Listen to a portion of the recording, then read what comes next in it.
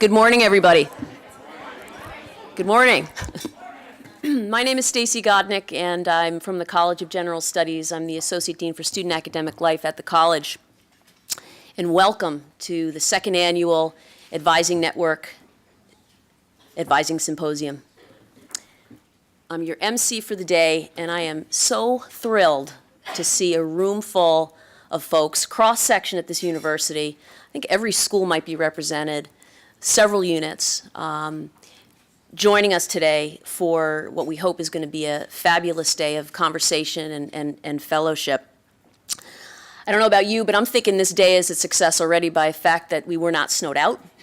But I will tell you that I had a little scare this morning as I started my car, went to my car, put my stuff in the car, started it, went back to the house to get my breakfast, came back, and my car was locked. So it was running. All the materials for the symposium were in my car. I was locked out of my house. I ran to my neighbor, got the key. Thank God he had it. This is more than you want to know, but it's a good ending, obviously. I go in, I get some matches, and I'm lighting the matches by the lock of my car to melt the lock, and I finally, obviously, was able to get it open. But I'm so glad to be here. So a little background on today's event. As I said, it's the second annual Advising Symposium. The topic for today was really generated from some feedback from last year's symposium, and we'll ask you for some feedback as well this year. So we looked at the several topics that folks recommended, and we chose meaningful advising, and we had a planning team get started on this in the fall. The structure today is also as a result of feedback that we got last year, which was that folks really enjoyed. We have about, I think, around 140, 150 people here today. We had around 120 last year, and everybody really enjoyed having time to converse with folks who they don't ordinarily speak with. They might email, they might talk on the phone, or just meet some new people at the university. So we kind of turbocharged that, and as you can see, we've assigned you to tables for the first session. And we've assigned you to tables for the second session, so we're going to have about a 10-minute, 15-minute break between the two sessions so we can rotate tables. But we're going to allow you to eat with whoever you want, so that's on you. So the goal for today is pretty much twofold. We want you to network, enjoy the fellowship of speaking with folks who are doing similar things around the university and working with our students. Excuse me. And we want you to also we've structured the day so you have some concrete takeaways, some tangible takeaways that you can bring back to your practice. We're going to delve into a lot of information. It's going to be pretty dense, so we don't anticipate that we're going to have all the answers today. We actually view today as the beginning of a conversation that will generate more conversation. So we'll have future topics for the brown bag luncheons, which many of you have attended and we'll talk about later, and for future symposiums. So that's the goal. And I just want to roll some credits ahead of time and let you know that we had over 20 people planned today. We had a steering committee, and we'll tell you some names later on, but I'd like to just give a shout out to the folks who planned today.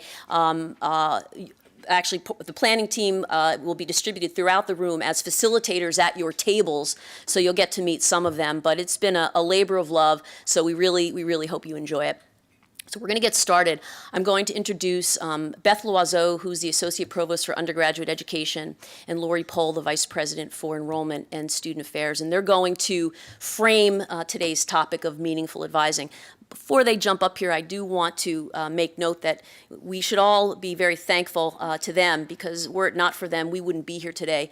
Over the course of the past few years, they have worked tirelessly to really bring advising to the forefront, and emphasis at the university, so that we have an opportunity to gather as colleagues to discuss what we do, how we do, why we do it. So again, this forum would not be possible without them, so I just want to give them a little hand ahead of time. And a sincere thank you. So, Beth. And by the way, we're being taped today, just so you know. Thanks, Stacy, and good morning, everyone. Welcome to the second now annual Advising Symposium brought to you by the Advising Network. In addition to thanking Stacy, who, as you probably know, was the chair of all of this organizing that went into today. I also want to thank my co-chair within the advising network, Ethan Baxter, Associate Professor for Earth and Environment. I don't know that Ethan is here yet, but you will see him around later today. It's been a real pleasure leading the first couple of years of the advising network with him and seeing the ways in which the network, the members of the network have been gathering together in committees and doing all kinds of wonderful, wonderful things. Stacy promised that I would introduce the theme of meaningful advising, and I want to just start by saying that I've spent 35 years as a faculty member. I'm a member of the English department here and was at previous institutions before I arrived at BU 2.5 years ago. And 20 of those years, I spent, by choice, as the primary advisor for students from across the university, sometimes as many as 120 students at a time. And I loved my time as an academic advisor, and I consider it some of the most rewarding teaching that I have ever done. I really believe that as academic advisors, you play one of the most important roles in our students' education. Students get advice from many, many sources, as they should, from the faculty and staff in their departments, schools, colleges, from parents, from friends, from the professionals in the wonderful resource centers on campus, many of whom are here today. As academic advisors, whether professional or faculty, you have the regular and the formal opportunity to help your advisees do a number of things. And I want to just set out some of the things that I think are central to really good, meaningful academic advising. You have a chance to help them think through what they are doing here and what they want out of their educations. Many of them have never really thought that much about that. You have a chance to help them think about how, and sometimes it's whether, they're going to take advantage of the intellectual and social opportunities that BU faculty and staff have really dedicated their lives to providing for our students. And you're the ones that help them explore and to find out what they love and who they want to become. And I've actually just come from a couple of hours of reading the submissions for this year's commencement speakers. And I have to tell you that in those talks, again and again, students are coming back to conversations that they had here with advisors, with faculty, with all of the people they seek advice from, that speaking to precisely these things. They talk about how it is they found out what they really loved, what they could do well, what they knew what they were going to fail at, what they couldn't do well. And you are the ones who have that regular scheduled opportunity to help them think about those things. Sometimes, and perhaps it's often, the students want you to tell them what to do, what requirements are required for their major, what they should take this semester, when they should study abroad. They want you to be essentially a talking bulletin. It's hard to do the other. It's hard to have those important conversations that ask you about who you are and what you want to do and what you want to be. It's hard to have those meaningful conversations about their charts. It's hard to be responsible, to be an independent adult. And then, of course, I know you and they also feel the press of time. Advising sessions are short, sometimes half an hour, sometimes only 15 minutes. There feels like there's a lot to cover. How do you actually have a meaningful conversation? The advising network is working on some of these issues through a mission statement, and maybe we won't call it that many of you provided feedback on, to help kind of set the expectations for what should happen in advising so that your students may come to you better prepared to have those meaningful conversations. I think it's all of our job to resist that push towards a kind of transactional advising. You, the advisor, tell me what I need to do. We check off the boxes, and I go home, and that's the extent of the thinking. You need to know your stuff. You need to know the requirements. You need to know about UROP. You need to know where to go for internship opportunities. You need to know how to find information. And one of the things that the Advising Network is doing is trying to build a repository of that information. So if you haven't visited the Advising Network website, you might want to go there. One thing you'll find there are org charts for all of the advising mini networks inside the schools and colleges, so you can see who does what in academic advising in the schools and colleges with phone numbers, so you can call, or email addresses, so you can be in touch with other people to help make the connections for your students with your students to help get information for yourself. So you need that information, but mostly I think your job is to ask questions about the choices that your advisees face. You need to ask them, what courses are you thinking about taking next semester? Why do you want to take developmental psych? Have you considered psychology of learning? What do you want out of an education? Why do you think this course is a requirement?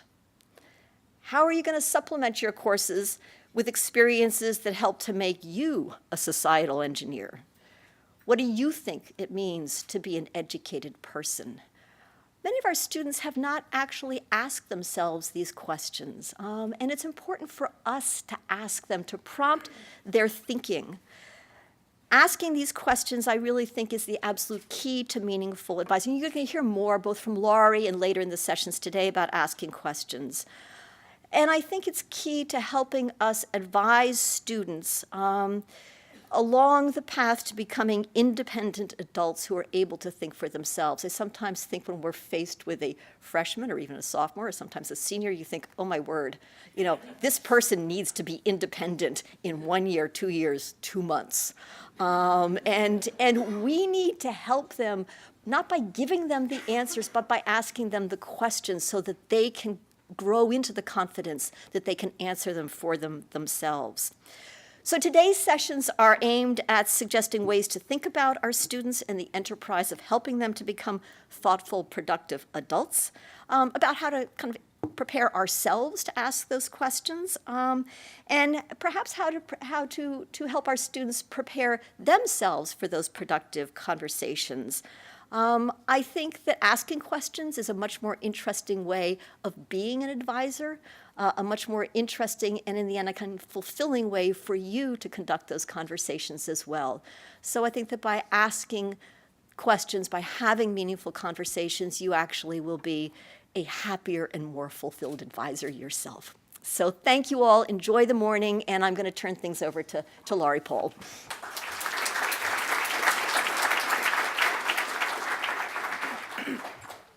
Thanks so much, Beth, Stacy, and all of the planners of this conference for inviting me to be here today. And thank you for taking time today to be together. This is just an amazing group of individuals that I see out there. So many of you from all across the campus who are dedicated to one thing, and that is helping our students succeed at BU.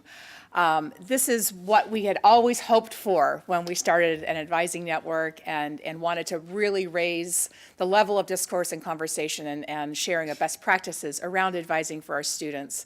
So for me personally, it's a real pleasure to be here and see something that you hoped would happen actually happen, which sometimes is a rare thing in life. So it's very heartwarming. I think today's agenda is quite interesting in a couple of ways. And when I thought about meaningful advising, there were a couple of things that came to mind. And I started to call it a shift in thinking, but I really think it's a both and. From transactional kinds of relationships to a real relationship with a student.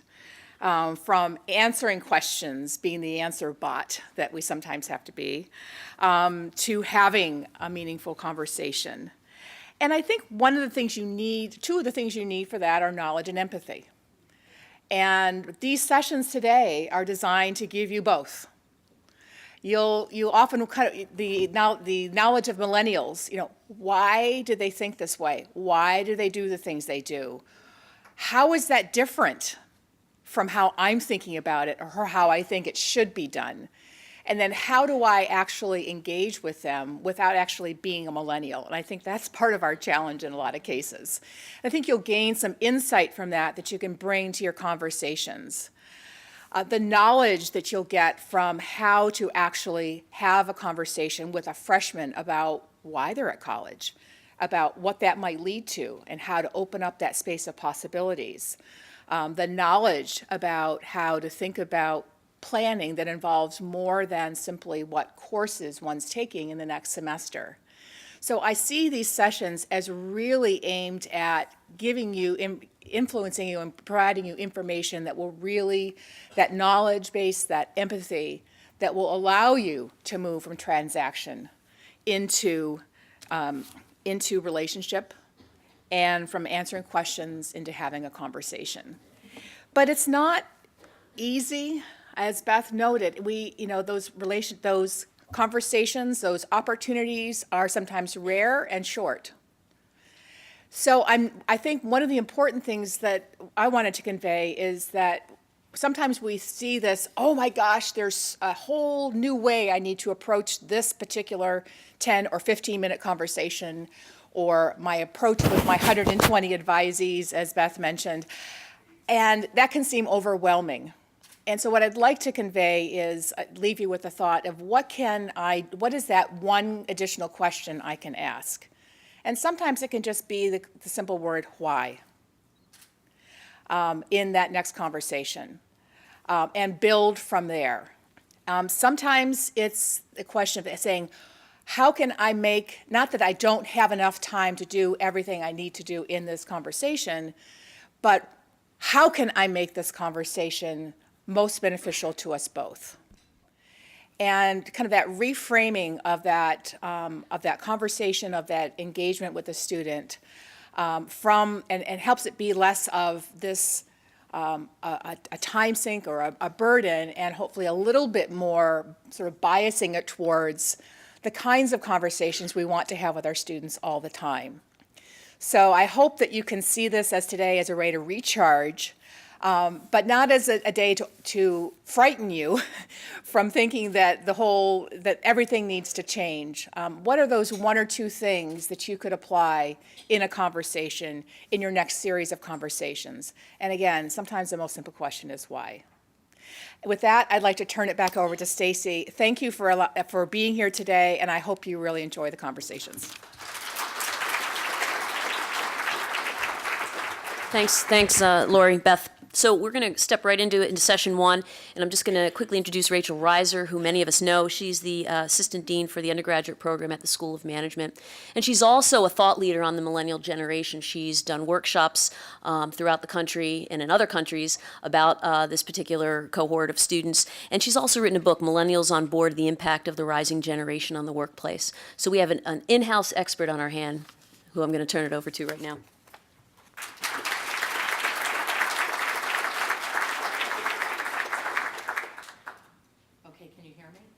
Am I mic'd? Yes. Fantastic. Thank you. Thank you, Stacy. That's very kind. I am super excited to be here. I also was really fortunate to be on the planning team for the symposium, so to see it come to life like this is just so gratifying.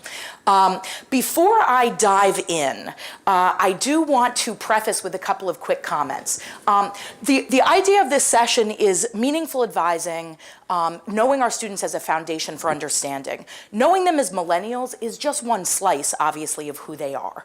And there's a lot of generalizations in any slice when you're sort of trying to apply a collective to a group of students. So I really want to acknowledge that there is a lot of generalizations here. We're brushing with a very broad brush. I will add, though, that many of these generalizations are really substantiated in research.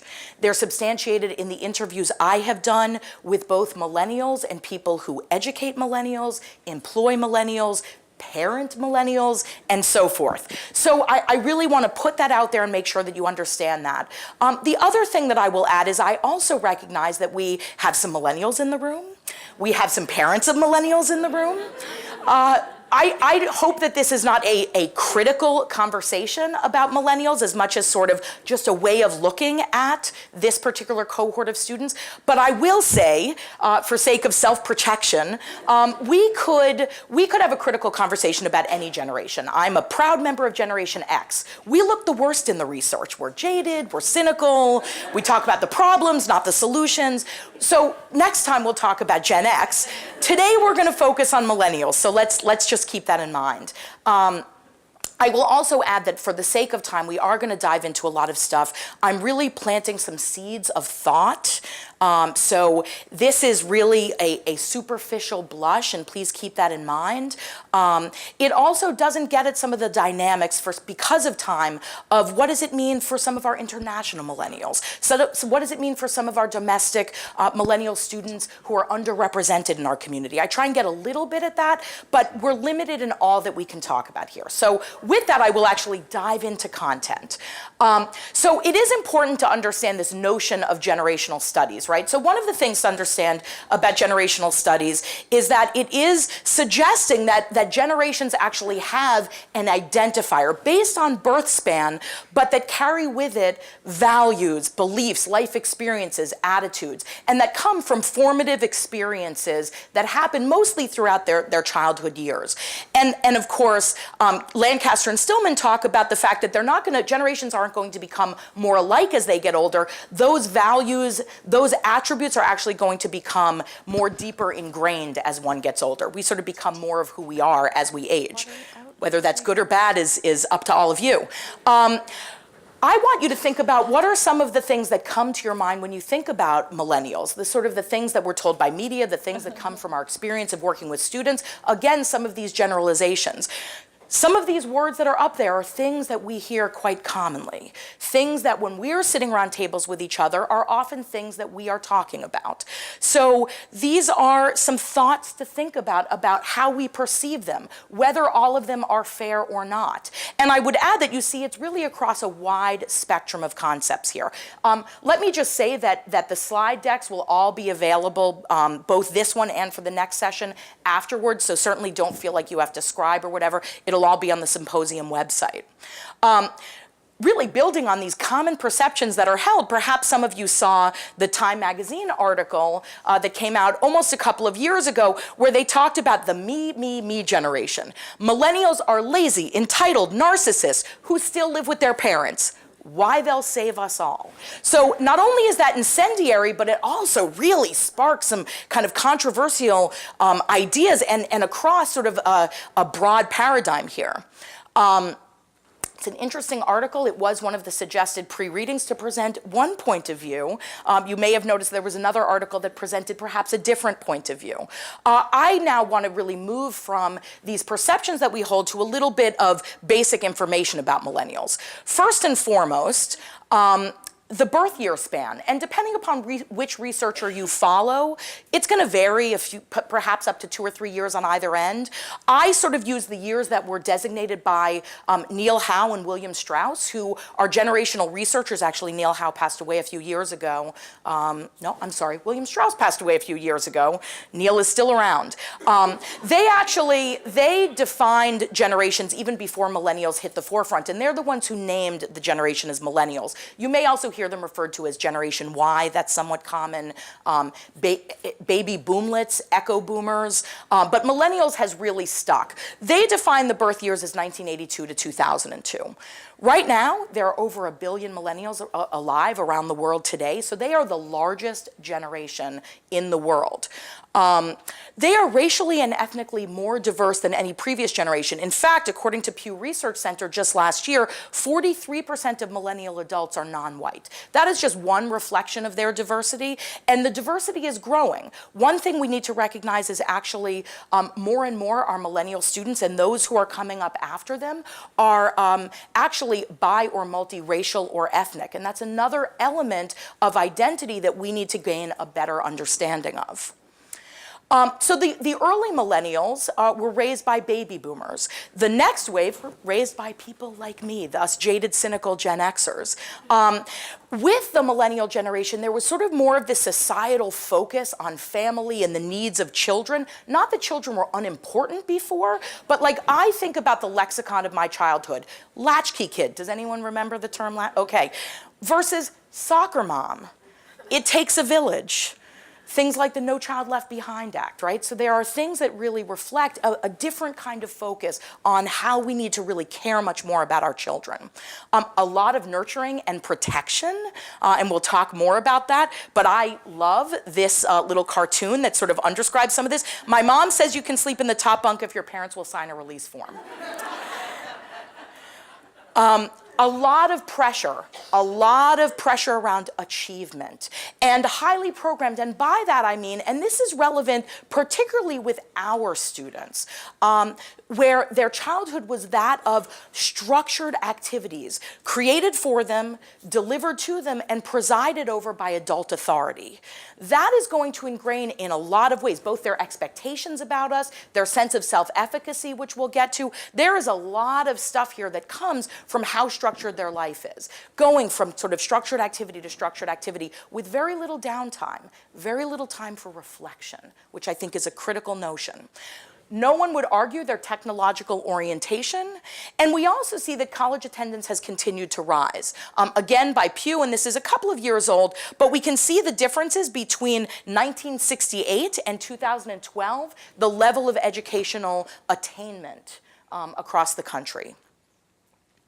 So I, in my research, in my writing, in my presentations, tend to put a variety of sort of lenses on millennials. And I'm going to quickly talk about these, and then we're going to focus on a few. One of them is the hover generation, that parental involvement. We've all heard about helicopter parents, maybe even Black Hawk parents, which is that special breed of helicopter parent that strikes sometimes, right? Submarine parents who torpedo you.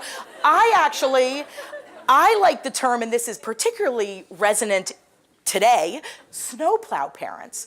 I tried to explain snowplow parents in the Dominican Republic where it doesn't really snow, so you can imagine how difficult that was. But really the parents who are essentially proceeding in the path of the child, clearing it of hurdles and obstacles. That old idiom, you prepare the child for the path, not the path for the child, is something I have great concern about its sort of expiration. Is it becoming a little extinct? I think of detriment to our children. Generation RX, which gets at issues of heightened mental health concerns for the millennial generation. I'll talk more about that. The celebrated generation, that kind of notion of every kid gets a trophy. Every non-event is kind of rewarded.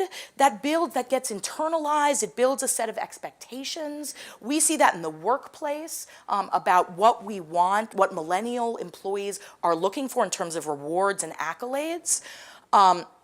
The program generation, as I talked about before, that sort of hyper-programming that leaves, again, very little time for reflection, very little time to contemplate. And we know from research that that is what builds a better sense of self and even coping mechanisms. Generation optimistic, this positive view of the world, this sense not only that they have the ability to make positive change in the world, but actually that is what is expected of them as a generation. Across pretty much all the millennials I've interviewed talk about that is what they feel is their obligation to society. And finally, generation 2.0, which talks again about that technological orientation, which we'll get into a little bit more as well. They are certainly among the most, really the most highly tech-oriented generation, both in terms of their knowledge and their perspective. So let's dig in on a few of these issues just a little bit. Let's talk about mental health. So emotional and psychiatric issues are indeed becoming more important. Things that I would call garden variety issues, sort of low-grade depression, some anxiety, we are seeing much more of that among our students. I suspect that is not a surprise to any of you in this room. We are seeing much more of that. We're also seeing greater volume and deeper significance of issues. And it's important to note that this is consistent across many, many different spheres. Nationalities, we're seeing the increases in anxiety, neuroticism, and other measures here. So this is consistent across many, many demographic areas. One question that also often comes up is, well, is it time of life, right? Is it about this stage of development, which sure it is, or is it specific to this generation? Well, it's heightened in this generation. There's tons of data about this. I could go on forever, but I really want to focus on the fact that we are seeing it as a difference to previous generations. So this study in the Clinical Psychology Review actually looked at this issue of mental health and mental health concerns over decades. And we do see that 5 times as many students in 2007 surpassed these thresholds for mental health concerns compared with students in 1938. That is huge, a huge leap across 70 years. There were 2 specific categories that were particularly heightened. hypomania, which is characterized as anxiety or unrealistic optimism, and depression. Those grew at an even higher rate, 6 times the level of those in 1938. And the number of students, both in high school and college, who are scoring very high, not just high, but very high on the MMPI depression scale, increased from 1% to 8%. An 8-fold increase. That is very significant. So I think that's important to understand that it's not just about stage of life, which is critical. This is, as we know, a very critical developmental stage, but there's something that's heightening this. I tie it to a number of factors. That snowplow parenting isn't helping. That lack of reflection time is not helping. There's many, many things that are contributing to this. In fact, and this goes back a few years, every 2 years, SCUP, the Society for College and University Planning, puts out trends for higher education. And in 2008, their report actually considered mental health as a demographic issue. And not just that, they actually cited it as the #1 demographic issue. And this is a quote that came out of that study. The mental health of students attending college is increasingly becoming a cause for concern in both the US and Canada, which is where they focus. The number of students who seek and need mental health services is only likely to rise. Increased awareness and decreased stigmatization contribute, but doesn't explain it all. And I think that's a very telling statement. So I also want to bring up a quote from a millennial who I interviewed. And this was a young millennial new to the workplace who actually talked about bringing personal and emotional concerns to work, not being prepared for certain situations, getting stressed out, the anxiety, breaking down in front of coworkers, crying at her desk. I would add her desk was in a cubicle environment. So very public demonstrations of this. And she closed by saying, I do believe that my millennial peers and I need more guidance on how to deal with stressful workplace issues. That is something to think about as we think about meaningful advising with our students. So let's talk about technology. Another charming cartoon. This requires both ears. I feel like I've been in that situation 1,000 times, right? For faculty in the room, I don't know if you actually have to tell students to take their earbuds out in class. I don't know. I would hope not. That would horrify me. John Palfrey and Urs Gasser wrote a great book called Born Digital, Understanding the First Generation of Digital Natives. This generation is digital natives. This is what they have always known. I'm a digital immigrant. I aged into it, right? This uber technological environment. And they really nail it. Major aspects of their lives, social interactions, friendships, civic activities are mediated by digital technology, mediated. Most notable, however, is the way the digital era has transformed how people live their lives and relate to one another and the world. I think this is something actually where we are learning from the younger generation. Usually you kind of teach down, but we all do it. We all have that, phone almost surgically implanted at the end of our hands, right? It really is becoming acculturated and informing the way in which we look at and interface with the world, particularly if you're a digital native. So they are the first generation to actually have grown up with computers and the internet. That informs their experience of and the way they interact as a user. They bring expertise and a comfort level that some of us can't even begin to imagine. And as a result of that, they have very high expectations for how we use technology to interface with them and the platforms they will be using. We have all seen when they get incredibly frustrated, and perhaps rightfully so, by what feels outdated or clumsy or inefficient or not working, even truly broken. I want to get at what I think is some incredibly interesting research about multitasking. We all talk about multitasking. I'm a good multitasker. I'm a bad multitasker.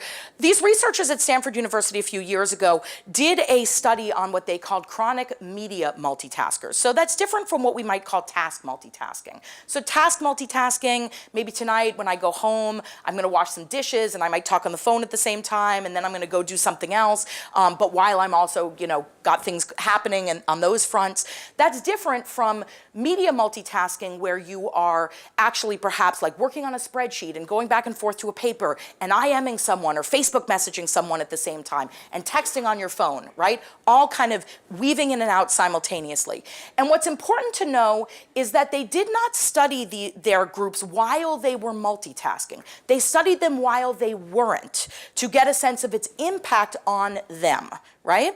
So one of the things that they found is that their cognitive processing skills were lessened than the control group.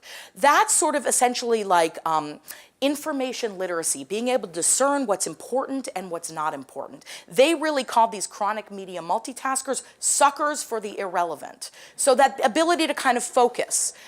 The management of working memory.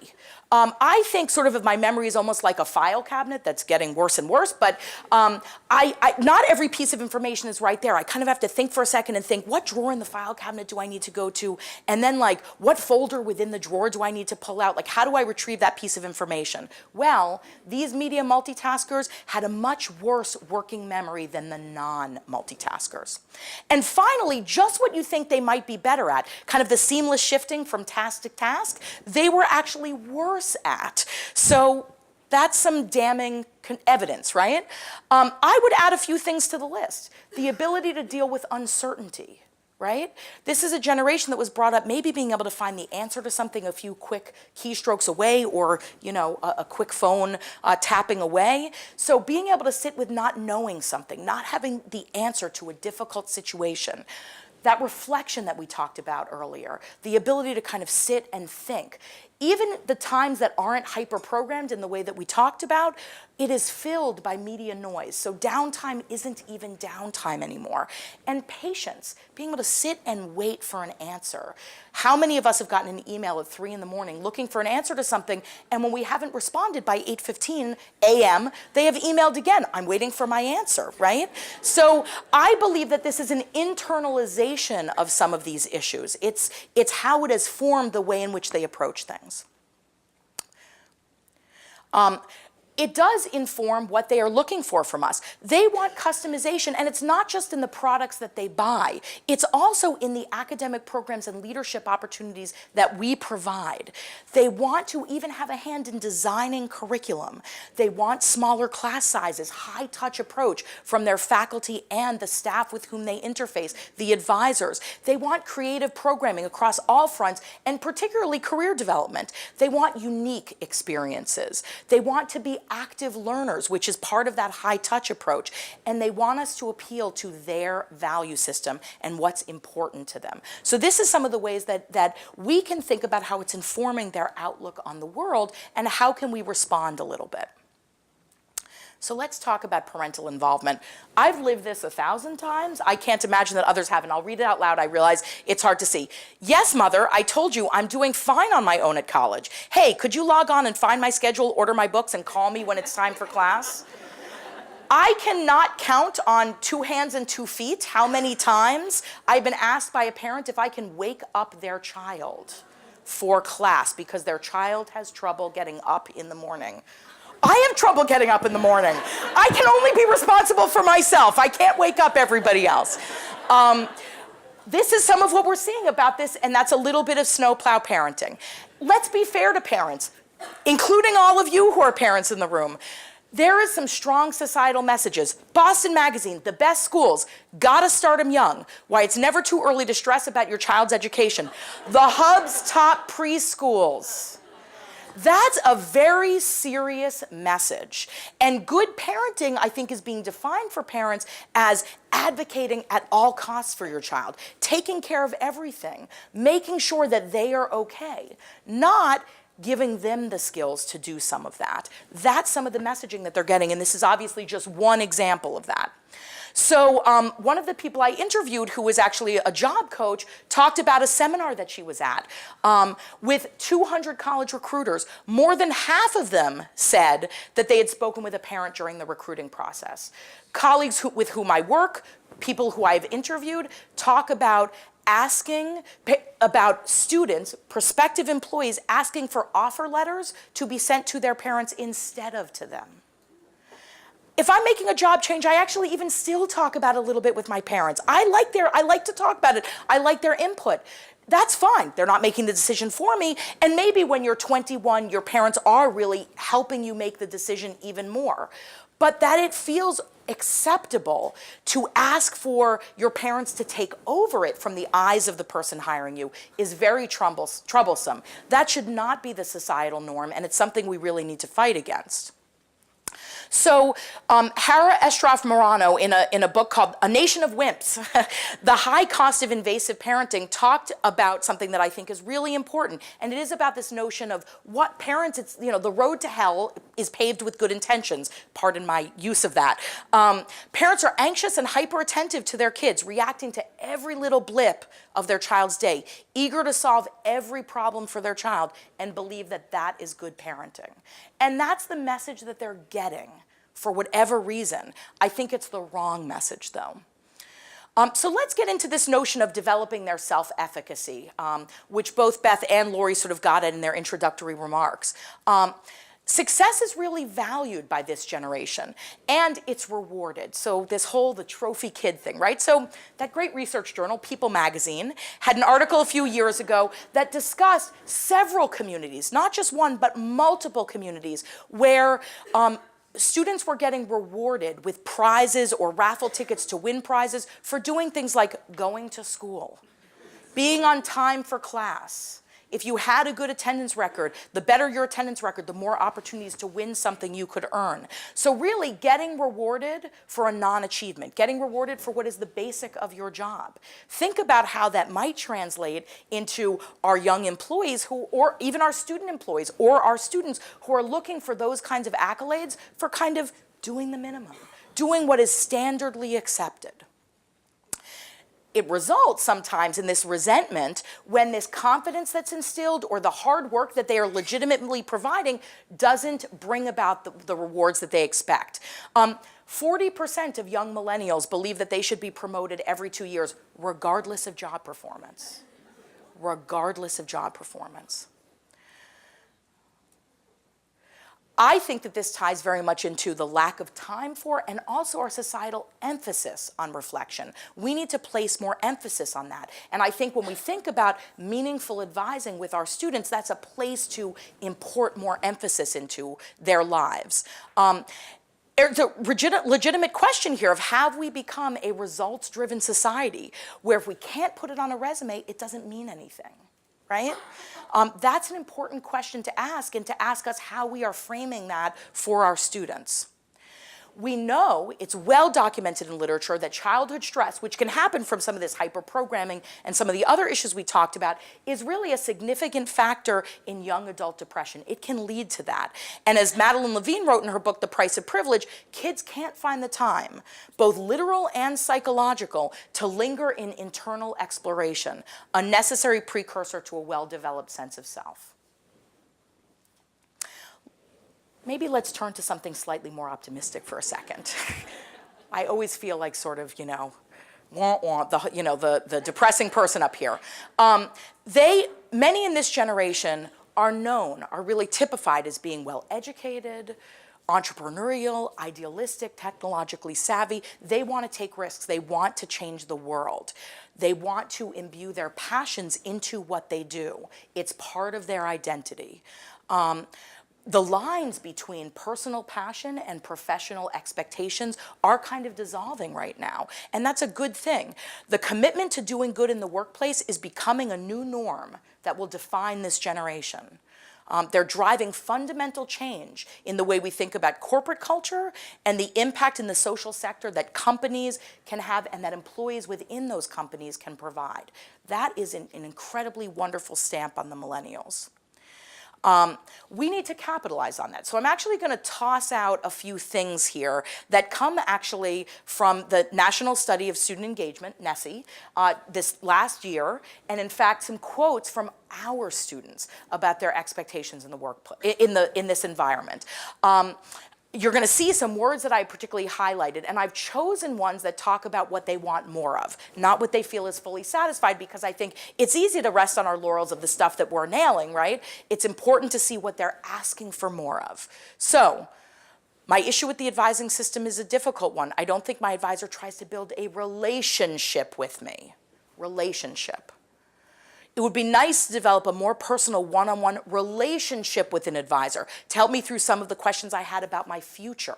My future, not just planning, which is mentioned, but my future. By the way, FY reflects first year, SR senior. My biggest complaint about BU is that professors don't have time to be mentors, right? That they're looking for mentorship. I would like to have seen more professors and faculty, aside from 2 or 3 I had, get more involved with students. By email or phone, I thought was interesting. By email or phone. Assigned advisors through the entire 4-year experience would be extremely helpful and make the meetings more meaningful, right? Advisors need to be more integrated within student life and more personable relationships made. Relationships again. They want the integration into their lives. This is stuff that they're asking for. Now, they're also asking for the other stuff. As Lori said, it wasn't a matter of instead of, it's not a replacement, it's an enhancement. But they want this, they are seeking this. And they want the quick transactions. That patience thing is really an issue. But I think part of it is we have to dig beneath that superficial question. We have to go from what they're coming in actually asking by asking those great questions, the why, the what, to really get a sense of what's underlying this. And that gets at relationships, mentorship, meaningful. So we want to consider some different issues. I know that there's been a lot put out there, and I promise you, I could talk for days about this. And many of my colleagues and my family know this, and they have to suffer the price of that. We don't have time to talk for days, although certainly come see me afterwards, because I am always happy to talk for days. I really wanted to give some ideas within this topic to think about. So at your tables, you have a talented and well-placed facilitator. They are going to, if they haven't already, distributed unique questions for your tables, and then you're going to talk for about 15 minutes, and then we're going to come back together and do some report outs.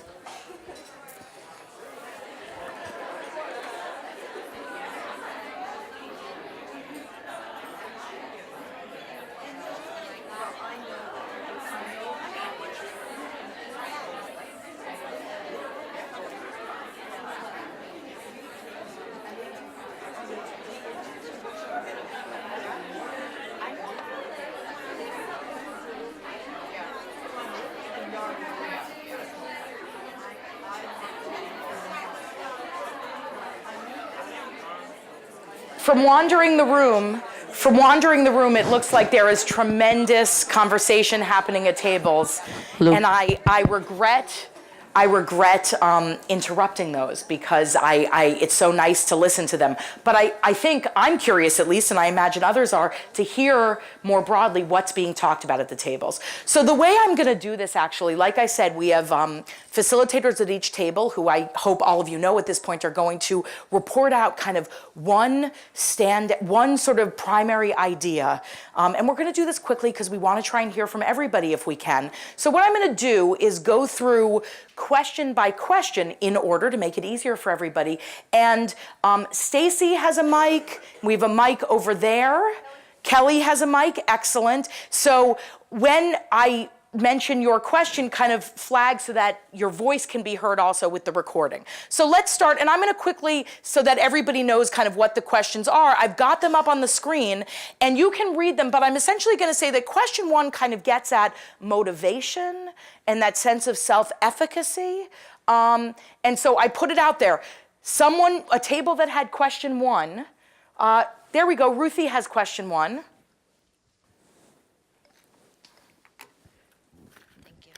Hello, everyone.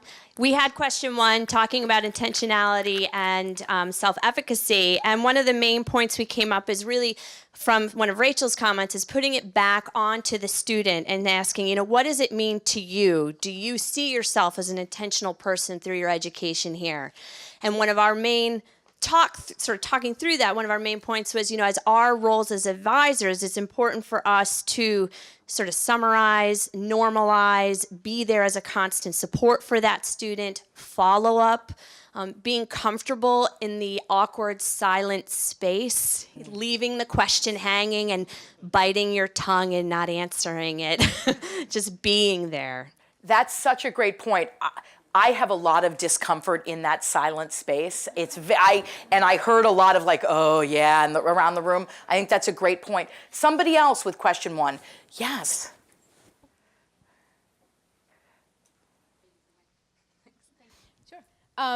So we talked about that we don't necessarily think that they are using college to prepare for life intentionally, that they are realizing slowly as their time goes on here that that they're learning lessons whether they're intending to or not. I think the thing that we sort of came up with is how we can help is engagement, and not necessarily task-driven engagement, setting more and more structure for them, but more social engagement within our departments, and that they do learn from each other as well as from us. And so getting the students who may be on the outskirts of the department or whatever they're studying fully engaged within the work that they're doing, and that as advisors, the tone that we take is important in terms of empathy and creating that relationship or that meaningful relationship, but that the idea of discipline and self-reliant thinking it still, I think, has to be there in order for them to become adults that can go on and implement those things once they graduate and think for themselves. So I think it's also about the tone that we take with them rather than us answering questions for them. Absolutely. And I think that sort of, particularly this starting college, they may have ideas about what they want their life to look like, but it often is at the most superficial. I want this job or I want this career, which doesn't always fit with actually what they want their life to look like. So that's so important. I know we've got at least one other question 1 table. Yes.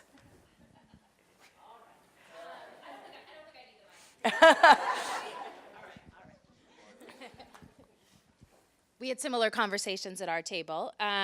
We also don't believe that most of them are consciously using this time intentionally to build independence, but sometimes it happens, whether they expect it or not. And we talked about opportunities that do that, things like study abroad and internships and things that push them out of their comfort zone. And we talked about box checkers versus deep thinkers, and sort of being able to establish relationships with both and what questions you ask each of those students and really engage them. And we talked about turning transactional interactions into meaningful conversations with simple questions. And we talked about sometimes as advisors in different ways we give some students homework and like, okay, go do the following things and come back, and forcing that reflection in some ways. So, a box checker, giving them that homework and having them come back to see you is a great way of reaching that box checker, because that's another box to check, right? But you're building that meaningful interaction. Do we have another question 1 out there?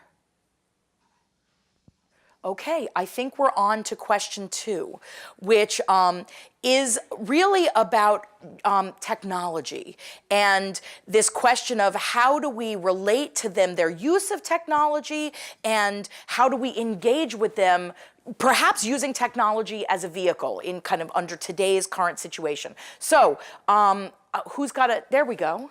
Anna and Tom, you're right near both of them. Stacy, excellent. Hi, I think we seem to be talking a lot about confusion at our table, I would say, and how, first of all, the difficulty that either with small groups or large groups of students we have in reaching out to them via email, Instagram, Twitter, Facebook, and stuff, and just the fact that sometimes it's hard to know whether how the most important things are getting through, and that's something that we're all kind of managing right now. The other thing that, so it was great to hear different people's approaches. One question is email like a professional thing and Twitter a personal thing? Do people divide up their kind of medium or media according to parts of their lives. The other thing that was a great suggestion was just having younger people come in to classrooms or to advisors to sort of help us show us old folks how to use things that we would just don't know how to use, and to really kind of open our minds to the possibilities that are available now that we don't really know about. That's a great thought. Reverse mentorship. We have thousands of mentors walking around among us who can help us understand, how do I reach you? How can I be connecting with you? That's a lesson for me, for sure. Another question too. Excellent. Yeah. Hi, good morning. We, in our group, talked a lot about how do we meet the students where they're at, but also sort of educate them on, what might be something that they can learn from us in terms of advising. How do we sort of create meaningful advising, as one of Rachel's quotes was, via email or phone? And so what we came up with was perhaps we could do virtual advising to begin a relationship with a student who then feels that they've built a relationship with someone, and when we need them to come in and meet with us, they're not as resistant to do so.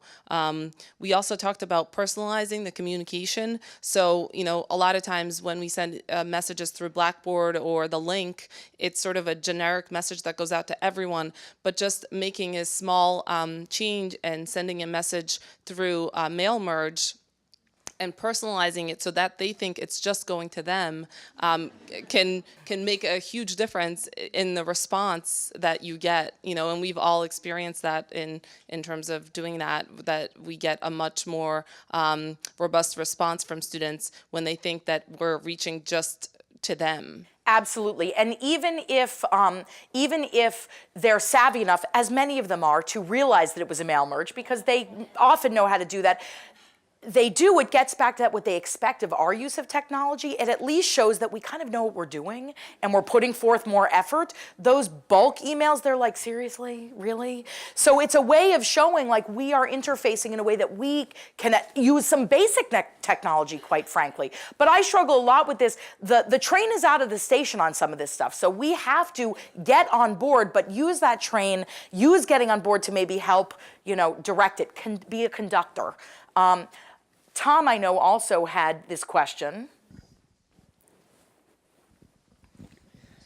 So we focused quite a bit on the first question of the first paragraph of the two of them, and looking at the time management issues that students are facing, and actually trying to use some of the qualities you described about the generation, which is to teach them to reward themselves by turning off Facebook for a little while and focusing on their reading materials.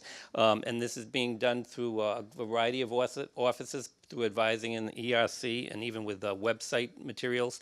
And as we developed that conversation and then spent a lot of time focusing on this lack of reflection that you spoke about with this generation and trying to figure out how to deal with it. We got a strong recommendation. Everybody needs to take one philosophy course at least. But where we actually ended up talking about is chunking the emails, making them shorter, putting them images, turning them into PDFs and other materials. And ultimately, we ended up starting actually to talk about, is there content that we want students to learn before they arrive or just when they arrive on campus? And is there some kind of mandatory online content that we can introduce students to just as they arrive or just before they arrive, and reward them, of course, for doing that? Of course. Excellent. Thank you. Was there another table with this technology question?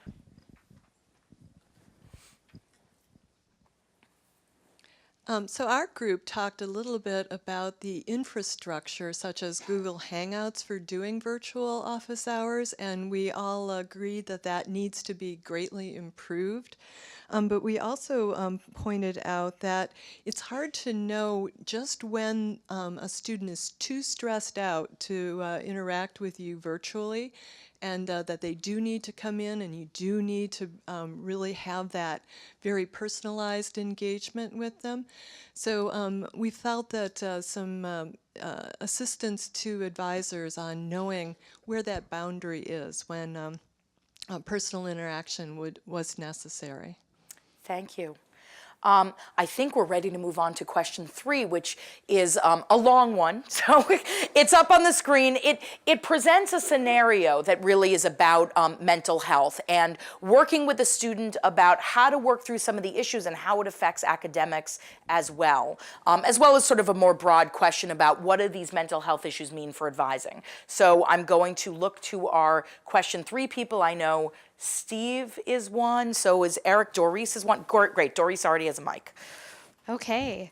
So there's a lot in this question, and there's a question and there's an example. So the first question was, what does this mean for advising? Like, how are we handling mental health in advising? And so we discussed how meaningful advising in this case really includes helping students with taking leaves and getting help and managing self-care, but also understanding the consequences toward adulthood.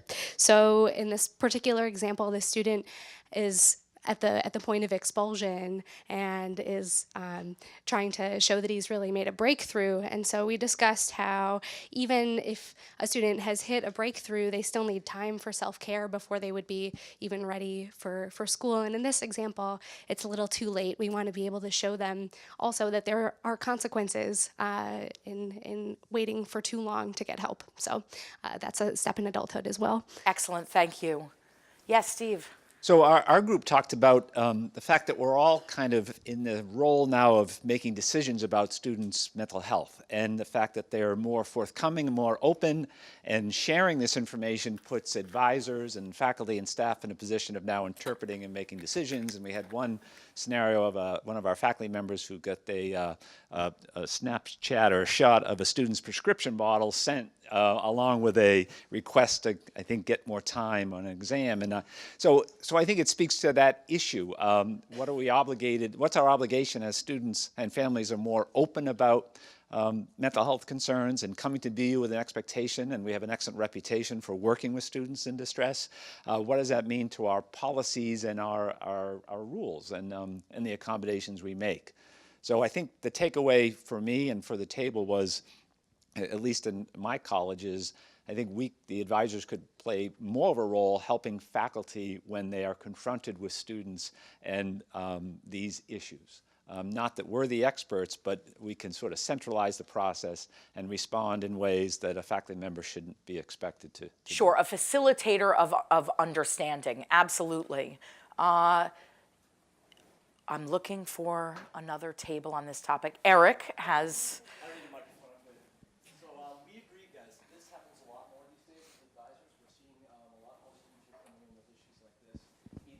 right away, or they come sooner or later. And what we've noticed is we've also been put in binds often, where we're trying to figure out if we are made to be responsible for this situation, and actually sometimes we're even blamed if something comes up. So I think what we did is we thought a lot about how do we deal with that, how do we put the responsibility back on the student. We hope it doesn't get to this situation. We try to probably intervene a little bit earlier throughout the process, and I think that one of the things we thought of was some form of contracting with the students. Whether that's part of a formal process, like a success programming thing, or just individually contracting with the student and coming up with ideas and resources with them and trying to get them to ask and answer their own questions.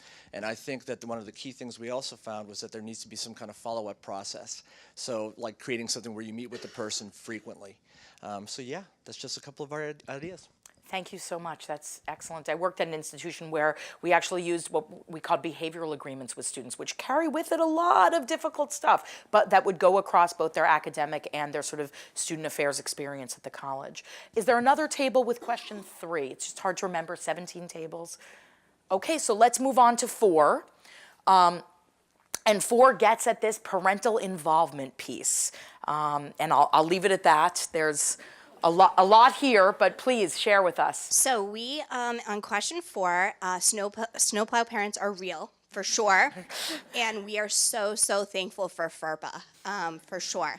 But we talked a lot about when students first come to BU and when parents first come to BU to kind of inform them of all the resources that BU has. So trust that your students can go to the resources that we're giving them, and also to reinforce the fact that students and parents should talk to each other, and then we don't always have to be the middleman here. And I know that's scary for students, and we've talked about that. You know, some parents are very scary. I've had personal experiences with them, but we have to be, you know, we have to kind of enforce to the parents or reinforce to the parents that they're becoming adults. We need to let them fly, and to you know, to trust BU and who we hire. Yeah. And I think that's the critical thing, right? I mean, we want to be careful about just sort of trotting out FERPA without any context, but really explain our underpinnings for how we employ FERPA, how we interpret and stand by FERPA in terms of educating for adulthood and the role that we want the student to take in this, and not just have it be, I can't talk to you because of FERPA, and that's it. I'm not sure I did my homework on this one. I don't have one takeaway, but I'll just boil it down. I think the take-home, if I can try to boil it down, for the table, I was at a bit of a disadvantage because I'm not a mom, and nor am I a mom of a millennial, but was really to empower the students. And the question, of course, is how do you do that? And it's to try to have that conversation, to convince them that a part of this process, a part of what you're doing in that advising relationship and in that conversation, as well as a part of what we're doing in the classroom, is to encourage them to ask those questions, as has been mentioned earlier, and as I think we all recognize the value of that. So it's just getting students to appreciate that that's something you just need to do. And then when it comes to the parents, that you get those phone calls from, I think the other thing that came up was to assure the parents that you're having that conversation with their child, and to also encourage the parent that if your child isn't coming to you to have that conversation, that you need to have that conversation with your child as well. Mm-hmm. Excellent, good boiling. Any other question for us? Okay, Vicki. I have a microphone, so I'll start. So I guess just to join in on what's already been said, I think it comes back down to knowledge and empathy to ensure the parents that the students are really in a position to be able to think through these issues themselves, but also to show some empathy for the parents who are suffering from anxiety around their kids. So maybe through the conversation with the parents, it's about acknowledging that. It's hard letting go, it is. And by saying that, that can redirect them to be thinking about what they need to be thinking about. And so when talking with students, the energy can be spent with them addressing the issues that are academic.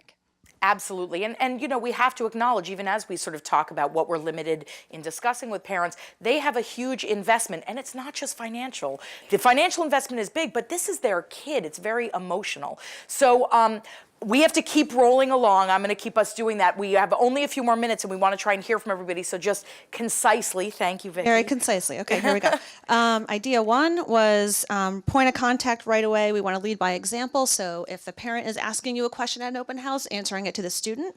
The second idea was if a student asks if a parent can be a part of a conversation, trying to have it just with the student, having the student give the parents those answers so the parents have less anxiety because they understand that their child actually can handle a meeting and can report back and answer all their questions. And then in lieu with open house was to potentially have part of the open house be for parents and students and have it part of it just be for the student. Thank you. Excellent. So question 5 gets at really this sort of very cerebral concept of global citizenship. And as we educate our students for adulthood, really what is their place in the world? So Faith, I know, has a question 5. Yes, so we talked a lot about how intentionality is very important. A lot of our students are going to classes with a very diverse international population and they're studying abroad, but they're not always making use of those times to actually get to know people who are from other countries. You could actually go to London and do a lot to not meet anybody who's British if you try hard enough. And so we thought that it was really important that our students, as we advise them, that we talk to them about the importance of actually getting to know the local culture when they go abroad, and then as faculty that they can do a little bit more to infuse topics and conversations within class so that students are talking about important concepts with students internationally. That was our main Great. point. Thank you. Can you pass off to Cece, who's right there? So we had a discussion about students' sense of globalization and whether that's a false sense of globalization, because so many students do go abroad, even to non-English speaking countries, but they're still taught classes in English. And so they have this false sense of knowing another culture without actually, we discussed about how they can't be comfortable with other cultures Instead, they need to first be uncomfortable to progress past that. And then we also talked about how they have this sense of wanting to do good in the world, but that their intentions aren't quite fully formed. They want to do good, but they don't know how they want to do good or how they can do good. And we discussed how they first need to have a skill in order to do good with that skill. And we also, let me see my notes. Basically just that sense of trying to help them make those decisions now in order to have that further sense. But it was that kind of idea that we're not quite sure how to get them there yet. Thank you. Yes.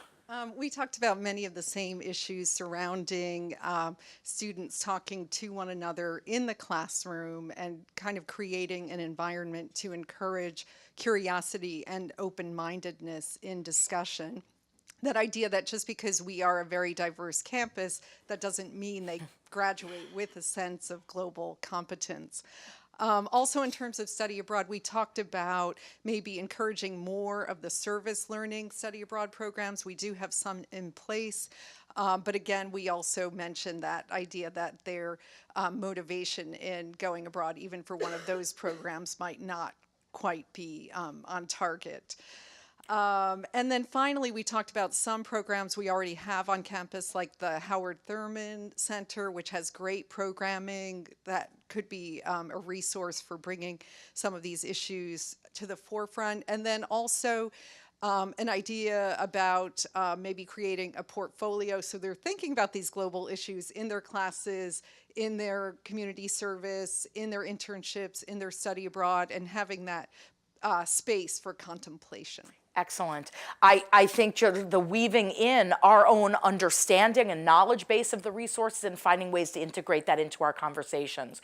I think I've hit every table. So this is great. So much tremendous food for thought for me, and I hope for all of you. I really want to thank all of these people, many of whom helped form the content, identify what was most critical to discuss here today, crafted the questions for the discussion, and obviously facilitated the discussion. So thank you all so much, and thank all of you. We're going to take about a 10-minute break. About 10 of, and you're going to come back and you're going to go to your second table. To Stacy's earlier point, we want to use this as an opportunity to connect with one another.